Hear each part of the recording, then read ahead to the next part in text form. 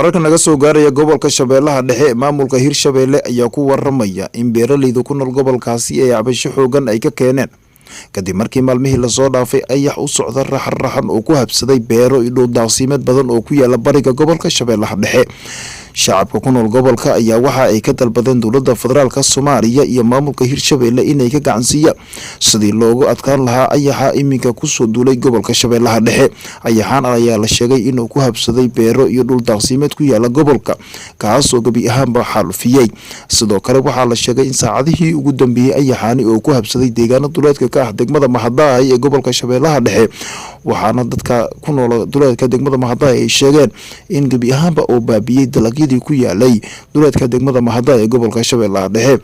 gudoomiye ku-xigeenka amniga iyo siyaasadda degmada mahaday ee gobolka Shabeellaha Dhexe oo la hadlay warbaahinta ayaa sheegay in iminka ayaxa uu yahay mid ku socda si xowli isla markaana oo baabiyay dalagyo badan oo ku yaalay duleedka degmada mahaday ee gobolka Shabeellaha Dhexe. toddobaadkii la soo dhaafay ayaa ayaxa waxa uu ku degay deegaanada Mirtugo, Ceelbaraf, Caadley, Aadan iyo deegaano kale oo ka tirsan Shabeellaha Dhexe kuwaasi oo gabi ahaan bacagta u soo mariyay.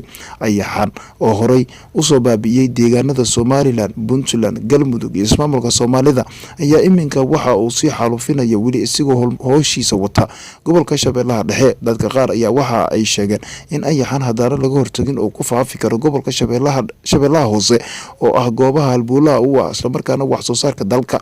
Shabeellaha Dhexe waxa ay ka mid tahay deegaanada ugu wax soo saarka badan marka loo fiiriyo Soomaaliya, waxaana iminka beeraleyda ku nool gobolka ay sheegeen in dhibaato badan ay ku haystaan.